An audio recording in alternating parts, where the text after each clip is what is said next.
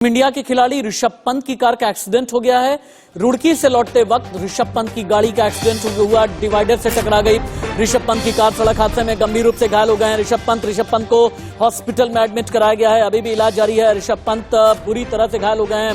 Team India के cricketer Rishabh Pant को रुड़की के सक्षम हॉस्पिटल में एडमिट कराया गया है। इलाज के लिए अब देहरादून के मैक्स हॉस्पिटल लेकर के जाया जा रहा है। अभी तक जो जानकारी मिली है, क्रिकेटर की हालत खतरे से बाहर है, चोट आई है, इलाज चल रहा है। नई दिल्ली से उत्तराखंड के रुड़की जा रहे ऋषभ पंत की मर्सिडीज कार आज सुबह लगभग 5:15 बजे नारसन बॉर्डर पर रेलिंग से टकराई। हादसे के बाद कार ने आग पकड़ी।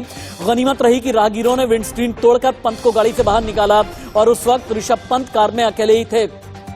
आनंद फानन में रुड़की के हॉस्पिटल में लेकर के जाया गया। उत्तराखंड के डीजीपी अशोक कुमार ने बताया कि क्रिकेटर के शरीर में ज्यादा चोट नहीं लगी है, लेकिन एक पैर में फ्रैक्चर की संभावना है।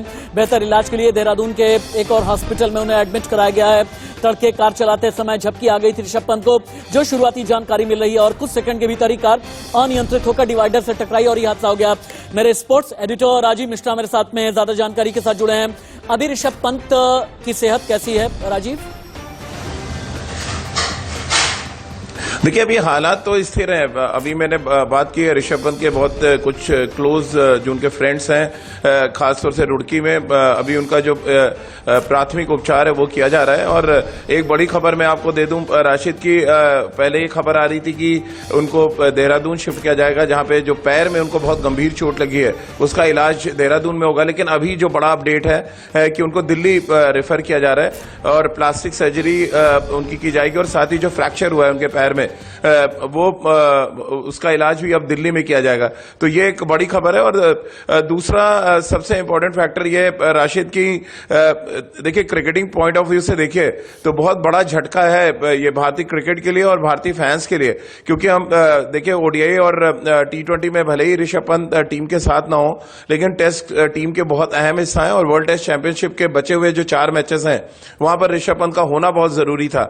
अब क्योंकि पैर में फ्रैक्चर है, जिस तरह की गंभीर चोटें उनको आई हैं, कम से कम जो खबरें निकल कर आ रही हैं और जो मैंने तमाम विशेषज्ञों से बात की है उससे ये जानकारी मिल रही है कम से कम 3 महीने उनको क्रिकेट से के मैदान से दूर रहना पड़ सकता है। मेरे ख्याल से जो एक बड़ा झटका है। क्यों राजीव, ऋषभ पंत के लिए मेरे ख्याल से हाल के दिन में बड़े चैलेंजेस रहे हैं। पिछले कई दिनों में व्हाइट बॉल क्रिकेट में उनकी परफॉर्मेंस बहुत ज्यादा अच्छी नहीं रही थी। बीसीसीआई ने एकदम कड़ा संदेश देते हुए ये कहा था अपनी फॉर्म आप ठीक कर लें, नहीं तो आने वाले वक्त में आपके लिए चैलेंजेस और भी ज्यादा हो जाएंगे।